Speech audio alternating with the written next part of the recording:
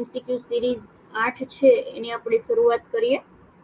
Agriculture MCQ series 8 નો જે પહેલો question છે એ છે કે ડુંગળી છે એ ડુંગળીમાં કયું તત્વ છે કે જેના કારણે ખાસ પ્રકારની વાસ છે એ આવે છે? વાસ માટે જવાબદાર તત્વ કયું છે એ પ્રકારે આપણને ક્વેશ્ચન પૂછેલો છે. તો એના ઓપ્શન છે ફોસ્ફરસ છે, સલ્ફર, પોટેશિયમ કે એમોનિયા. તો આ જે ક્વેશ્ચન છે એનો કરેક્ટ આન્સર છે એ સલ્ફર થશે, કારણ કે સલ્ફર કન્ટેનિંગ કમ્પાઉન્ડ છે. ડુંગળીમાં બે વસ્તુ છે, એક વાસ છે અને એક એની તીખાસ છે. તીખાસ અને વાસ એ બંને માટે કયા તત્વ છે એ જવાબદાર છે એ પ્રકારે ક્વેશ્ચન પૂછાતા હોય છે. તો આપણો જે ક્વેશ્ચન છે કે વાસ છે એ કોના કારણે છે?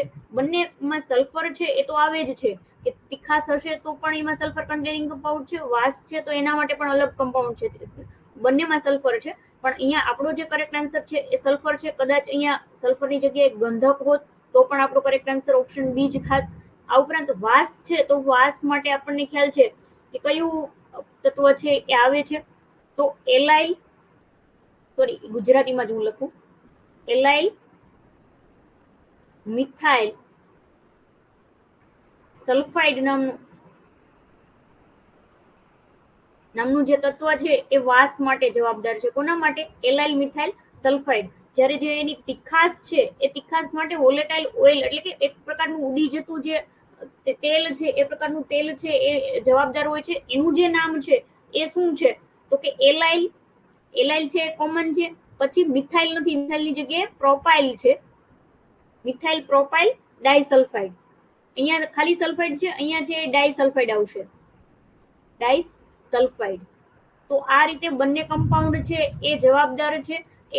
એક છે વાસ માટે તો કે એલાઇલ મિથાઇલ સલ્ફાઇડ છે કે જે સલ્ફર કન્ટેનિંગ છે. જ્યારે તીખાસ છે તો એમાં પ્રોપાઇલ ડાયસલ્ફાઇડ, મતલબ સોરી એલાઇલ પ્રોપાઇલ ડાયસલ્ફાઇડ છે એ એનું આખું નામ છે. અહીંયા આખું જ લખી દો, એલાઇલ પ્રોપાઇલ ડાયસલ્ફાઇડ. એ રીતે આ છે એ તીખાસ માટેનું આખું નામ છે અને આ છે એ વાસ માટેનું છે. તો આપણો જે કરેક્ટ આન્સર છે એ શું થશે? તો કે સલ્ફર, અથવા તો જો સલ્ફર ઓપ્શનમાં ન હોય અને ગંધક હોય તો આપણો કરેક્ટ આન્સર છે એ ગંધક થશે. તો આ છે આપણો ક્વેશ્ચન 1 હતો. નેક્સ્ટ ક્વેશ્ચન જોઈએ કે ખૂણિયા ટપકાનો રોગ છે એ કયા પાકમાં આવે છે? તો ખૂણિયા ટપકાનો જે રોગ છે એ કયામાં આવે છે? તો એ કરેક્ટ આન્સર છે આપણો ઓપ્શન સી થશે. કપાસમાં છે એ ખૂણિયા ટપકાનો રોગ આવે છે. આ ઉપરાંત ખૂણિયા ટપકાનો રોગ છે એ ઝેન્થોમોનાસથી થાય છે. કોનાથી? ઝેન્થોમોનાસ નામના જે બેક્ટેરિયા છે એ બેક્ટેરિયાથી થતો રોગ છે. ખૂણિયા ટપકા ઉપરાંત એક બીજો રોગ પણ કપાસમાં આવે છે. કયો? તો કે બળિયા ટપકા. બળિયા ટપકા અને ખૂણિયા ટપકાનો જે રોગ છે એ કયા પાકમાં આવે છે? તો એનો કરેક્ટ આન્સર ઓપ્શન સી થશે, કપાસ. અને કોનાથી થાય છે? તો કે જીવાણુથી થતો રોગ છે. કોનાથી થાય છે? જીવાણુથી. કયા જીવાણુ છે? તો ઝેન્થોમોનાસ નામના જે બેક્ટેરિયા છે, જે જીવાણુ છે, એનાથી થતો આ રોગ છે એ છે. તો જે આપણો સેકન્ડ ક્વેશ્ચન છે કે ખૂણિયા ટપકાનો રોગ કયા પાકમાં આવે છે? તો એનો કરેક્ટ આન્સર થશે કપાસ. કોટનમાં છે આ રોગ આવે છે. નેક્સ્ટ ક્વેશ્ચન જોઈએ કે આઈસીઆર ના પ્રથમ ડાયરેક્ટર જનરલ છે. ડાયરેક્ટર જનરલ આઈસીઆર ના, આપણને ખ્યાલ છે કે આઈસીઆર આપણી માટે બહુ મહત્વની સંસ્થા છે, Indian council four agricultural research. તો આ જે સંસ્થા છે એના ડાયરેક્ટર જનરલ છે એ પણ પરીક્ષામાં પૂછાતા હોય છે. તો પહેલા ફર્સ્ટ છે એ ઘણી વખત પૂછાતું હોય કે ફર્સ્ટ આ કોણ હતા, પ્રથમ આ કોણ હતા. તો એ રીતે પ્રથમ ડાયરેક્ટર જનરલ છે એ કોણ છે? તો આપણો જે કરેક્ટ આન્સર છે એ ઓપ્શન એ બીપી પાલ છે એ પ્રથમ ડાયરેક્ટર જનરલ હતા. MS સ્વામીનાથન, એમને આપણે બહુ સારી રીતે ઓળખીએ છીએ. રાજેન્દ્ર પ્રસાદ તો એ આપણા પ્રથમ રાષ્ટ્રપતિ હતા. તો આ રીતે બીપી પાલ છે એ પ્રથમ ડાયરેક્ટર જનરલ છે. બીપી પાલ છે એ અન્ય નામથી પણ ઓળખાય છે. બીપી પાલને આપણે બીજા કઈ રીતે ઓળખીએ છીએ? તો એ છે એ ભારતીય પ્લાન્ટ બ્રીડિંગ જેને આપણે કહીએ છીએ, એટલે કે ભારતીય છોડ સંવર્ધન વિજ્ઞાન છે, છોડ સંવર્ધન, એના પિતા તરીકે, એટલે કે પ્લાન્ટ બ્રીડિંગ આપણે જેને કહીએ છીએ, ઇન્ડિયન પ્લાન્ટ બ્રીડિંગ. તો એના પિતા છે એ કોણ છે? તો કે બીપી પાલ છે.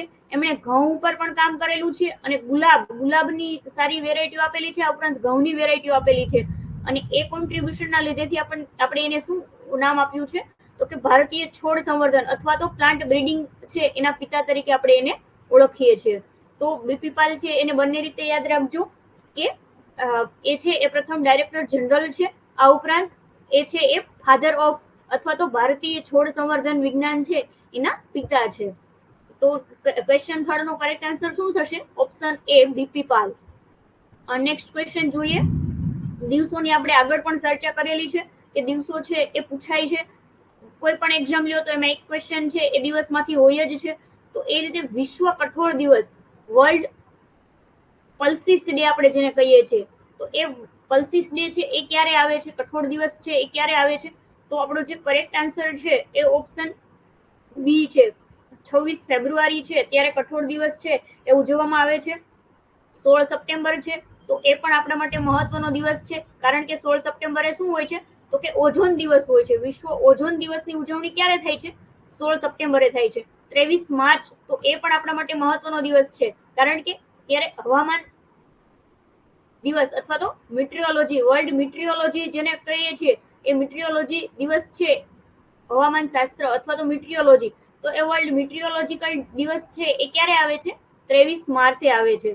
જે લોકો કોમન તૈયારી કરતા હશે, સોરી 10 ફેબ્રુઆરી છે, 26 ફેબ્રુઆરી નથી. વિશ્વ કઠોળ દિવસ છે 10 ફેબ્રુઆરી છે, મારી ટાઈપિંગ મિસ્ટેક થઈ ગઈ છે. વિશ્વ કઠોળ દિવસ ક્યારે આવે છે? 10 ફેબ્રુઆરી. અને 23 માર્ચ તો હવામાન શાસ્ત્ર દિવસ, મિટ્રિયોલોજીકલ દિવસ. આ ઓપ્શન છે એમાં કરેક્શન કરી લેજો કે 10 ફેબ્રુઆરી છે, 26 ફેબ્રુઆરી નથી. 16 સપ્ટેમ્બર તો ઓઝોન દિવસ, 23 માર્ચ તો હવામાન શાસ્ત્ર દિવસ. જે લોકો સામાન્ય તૈયારી કરતા હશે એ યાદ રાખતા હશે કે ચકલી વનમાં ગઈ, એને પાણી પીધું અને હવામાન બગડ્યું તો ચકલી છે એને ટીબી થઈ ગયો. એ રીતે આખું સૂત્ર છે કે કયા કયા દિવસો કોના પછી આવે છે. સ્પેરો દિવસ, પછી વન એટલે કે ફોરેસ્ટ દિવસ, પછી જળ દિવસ, અને 23 માર્ચ છે તો એ હવામાન શાસ્ત્ર દિવસ છે. તો વિશ્વ કઠોળ દિવસ અહીંયા કરેક્શન છે કે 10 ફેબ્રુઆરીએ વિશ્વ કઠોળ દિવસ છે એની ઉજવણી કરવામાં આવે છે. વર્લ્ડ પલ્સીસ ડે 10 ફેબ્રુઆરી. નેક્સ્ટ ક્વેશ્ચન જોઈએ કે કયા વર્ષથી યુરિયાને નીમ કોટેડ કરવું એ ફરજિયાત કરવામાં આવ્યું છે? નીમ કોટેડ એટલે કે શું? તો કે આપણને ખ્યાલ છે કે યુરિયા છે એ ઝડપથી ઓગળી જાય છે અને પાણીની સાથે વહી જાય છે. એટલે એના લીધેથી શું થાય છે? તો કે આપણા જે મુખ્ય પાકો છે એને મળતું નથી. તો એના માટે નીમ કોટેડ છે એ તો કરવાની ભલામણ કરવામાં આવે છે. પણ બીજો એક ઇસ્યુ એ હતો કે આપણને ખ્યાલ છે કે યુરિયા છે એ જે રીતે ખેતીમાં વપરાય છે એની સાથે સાથે ઔદ્યોગિક રીતે પણ છે, એ રીતે પણ એનો ઉપયોગ થાય છે. તો ખેતી અને ઉદ્યોગો બંનેમાં ઉપયોગ થતો હતો. તો જ્યારે ખેડૂતો છે એમને આ જે યુરિયા છે એની જરૂર હોય ત્યારે એમને પૂરતા પ્રમાણમાં મળતો નહોતો. તો એના લીધેથી આપણા જે પ્રધાનમંત્રી છે એને 2015માં જાહેર કર્યું કે જે તે યુરિયા છે એનું જો ખેડૂતોને ઉપયોગ માટે, મતલબ એગ્રીકલ્ચર પ્રોસ્પેક્ટિવથી બનાવેલો હોય તો એને નીમ કોટેડ કરવો ફરજિયાત છે. ખેડૂતો છે એને નીમ કોટેડ યુરિયા આપવું એ ફરજિયાત છે. એટલે ક્યારે જાહેરાત કરવામાં આવી છે? તો કે 2015 થી પ્રધાનમંત્રી શ્રી નરેન્દ્ર મોદી સાહેબે યુરિયા છે એને નીમ કોટેડ કરવું ફરજિયાત કરેલું છે. તો આ જે નીમ કોટેડ યુરિયા છે એનું ગુજરાતમાં કઈ કઈ જગ્યાએ પ્રોડક્શન થાય છે? તો આપણને ખબર છે કે ઘણી બધી આપણી ગુજરાતની કંપનીઓ છે એ સારું એવું ફર્ટિલાઇઝર પ્રોડક્શન કરે છે, અને એટલે જ ગુજરાત છે એ ફર્ટિલાઇઝર પ્રોડક્શનમાં કેટલામાં સ્થાને છે? પ્રથમ ક્રમે છે. તો એમાં કઈ કઈ કંપનીઓ છે? તો કે જીએનએફસી છે. જીએનએફસી ક્યાં આવેલી છે? ભરૂચ ખાતે. આ ઉપરાંત જીએસએફસી છે, એ ક્યાં છે? તો કે વડોદરા ખાતે. પછી તો કે ક્રિબકો નામની જે સંસ્થા છે એ પણ છે એ નીમ કોટેડ યુરિયા છે એનું પ્રોડક્શન કરે છે. એ ક્યાં છે? હજીરા, સુરત ખાતે આવેલી છે. આ ઉપરાંત ઇફકો છે, એ ઇફકો પણ આપણને ખ્યાલ છે કે ઇફકો તો નેનો યુરિયા છે એ પણ બનાવે છે, અને નીમ કોટેડ યુરિયા છે એ પણ બનાવે છે. ઇફકોના 2 યુનિટ આપણે ગુજરાતમાં આવેલા છે. એક છે એ કલોલ ખાતે છે અને બીજું છે એ કંડલા ખાતે છે. તો એ બંને યાદ રાખજો. એટલે ગુજરાતમાં નીમ કોટેડ યુરિયા ઉત્પન્ન કરતી કંપનીઓ કઈ કઈ છે? તો કે એક છે ઇફકો, બીજી છે જીએનએફસી, ત્રીજી છે જીએસએફસી અને ચોથી છે ક્રિબકો. આ ચારે ચાર કંપનીઓ છે એ નીમ કોટેડ યુરિયા છે એનું ઉત્પાદન કરે છે. તો આ રીતે યાદ રાખજો કે નીમ કોટેડ યુરિયા ક્યારથી ફરજિયાત થયું છે? તો કે 2015 થી ફરજિયાત કરવામાં આવેલું છે. આ જે 4 કંપનીઓ છે એ 4 કંપનીઓ નીમ કોટેડ યુરિયા છે એનું ઉત્પાદન કરે છે. અને ખાસ એ કે ગુજરાત છે એ ફર્ટિલાઇઝર પ્રોડક્શનમાં કેટલામાં ક્રમે છે? પ્રથમ ક્રમે છે. નેક્સ્ટ ક્વેશ્ચન જોઈએ કે કિસાન કી બાત. કિસાન કી બાત એ શું છે? તો કિસાન કી બાત એ એક રેડિયો પ્રોગ્રામ છે. કરેક્ટ આન્સર આપણો ઓપ્શન એ થશે કે એ છે એ રેડિયો પ્રોગ્રામ છે. અને એ રેડિયો પ્રોગ્રામ છે એ કયા પ્રકારનો છે? આપણે જોયું છે કે મન કી બાત આપણા પ્રધાનમંત્રી છે એ મન કી બાત નામનો કાર્યક્રમ છે એ દર મહિને લઈને આવે છે. તો એને જ અનુસરતો આ એક પ્રોગ્રામ છે, રેડિયો પ્રોગ્રામ છે કે જેની અંદર કિસાન કી બાત, તો એમાં છે એ વૈજ્ઞાનિકો અને આપણા જે કેન્દ્રીય કૃષિ મંત્રી છે એ કૃષિ મંત્રી અત્યારે કોણ છે? તો કે શિવરાજસિંહ ચૌહાણ સર છે. તો એ કોઈ પણ વૈજ્ઞાનિક આવશે અને કૃષિ મંત્રી આવશે, એ સાથે મળી અને જે ખેતીની નવી ટેકનોલોજી છે, નવી તકનીક આપણે જેને કહીએ છીએ, તો એ નવી તકનીક છે એની માહિતી ખેડૂતોને રેડિયોના માધ્યમથી આપશે. તો આ પ્રકારે કિસાન કી બાત નામની એક રેડિયો પ્રોગ્રામ છે એ ચાલુ કરવામાં આવેલો છે. ખેડૂત મેગેઝિન નથી, કારણ કે ખેડૂતોને લગતા ઘણા બધા મેગેઝિન છે, પણ કિસાન કી બાત એવું કોઈ મેગેઝિન નથી. ખેડૂતોના ઘણા લોકોને થશે કે કિસાન કી બાત એટલે ખેડૂતો છે એ પોતાના પ્રતિભાવ આપવાના હશે કે ખેતીમાં આવું કરીએ તો આમ થાય, એના અનુભવો કહેવાના હશે. તો ના, એ રીતે નથી. કિસાન કી બાત એ એક રેડિયો પ્રોગ્રામ છે અને એ રેડિયો પ્રોગ્રામ થકી જે કાંઈ આપણી ખેતી સંબંધિત નવી માહિતીઓ આવે છે, નવી જાતો આવે છે, તો એની માહિતી છે એ ખેડૂતોને મળતી રહે. નવી તકનીક આવે છે, તો જેમ કે જૈવિક ખેતી છે અથવા તો બીજી આપણે વાત કરીએ કે પ્રાકૃતિક ખેતી છે, તો આ પ્રાકૃતિક ખેતીને સંલગ્ન કોઈ નવી માહિતી મળે, કોઈ નવું સંશોધન થાય, તો એની માહિતી ખેડૂતો સુધી પહોંચે, એ પહોંચાડવા માટેનું સારામાં સારું માધ્યમ છે એ રેડિયો છે.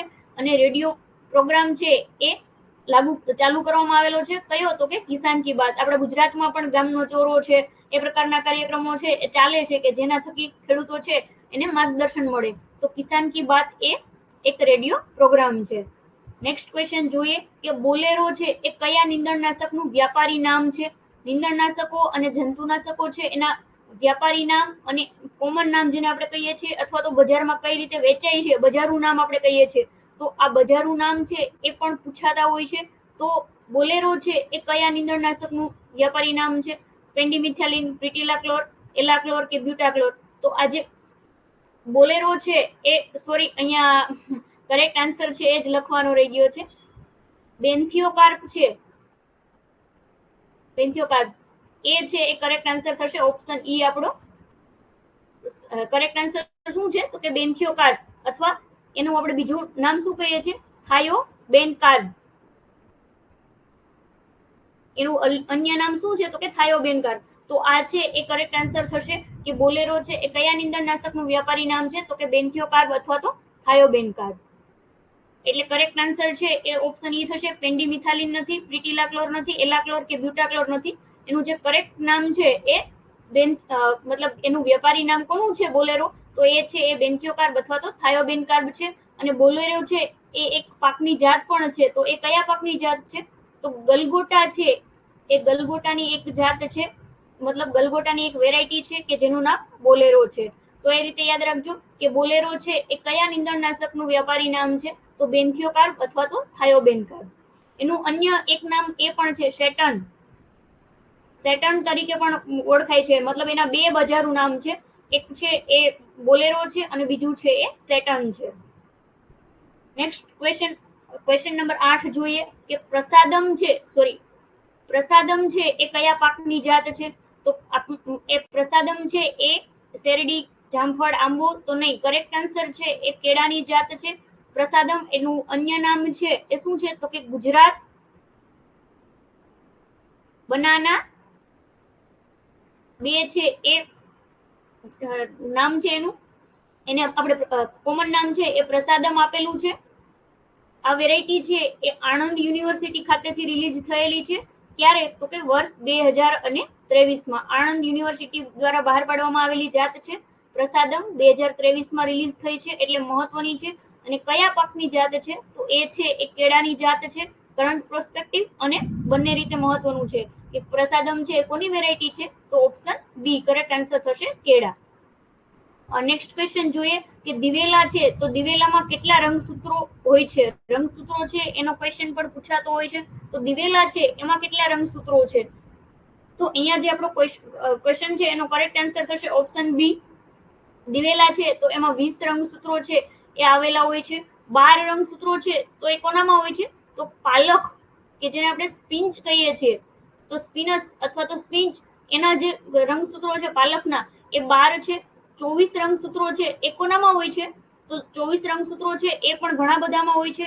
22 રંગસૂત્રો છે એ પણ હોય છે કોનામાં, વોટરમેલોન જેને આપણે તરબૂચ કહીએ છીએ, એ તરબૂચ છે એના રંગસૂત્રો કેટલા છે, તો કે 22 છે. 20 છે એ દિવેલાના કરેક્ટ આન્સર થશે. આપણો કરેક્ટ આન્સર દિવેલા છે એમાં કેટલા રંગસૂત્રો છે, તો 20 રંગસૂત્રો છે એ હોય છે. 22 તો તરબૂચમાં છે. પાલક છે તો પાલકની અંદર કેટલા રંગસૂત્રો છે, તો કે 12 રંગસૂત્રો છે. તો એ રીતે યાદ રાખજો કે દિવેલાના પાકમાં કેટલા રંગસૂત્રો હોય છે. દિવેલાનો જે છોડ છે એના રંગસૂત્રો અથવા તો ક્રોમોઝોમ છે, એને આપણે ક્રોમોઝોમ ઇંગ્લિશમાં કહીએ છીએ. તો ક્રોમોઝોમ કેટલા છે, તો એ છે એ 20 છે. તો કરેક્ટ આન્સર ઓપ્શન બી થશે. તો આ હતા આજના સિરીઝ 8 ના ક્વેશ્ચન.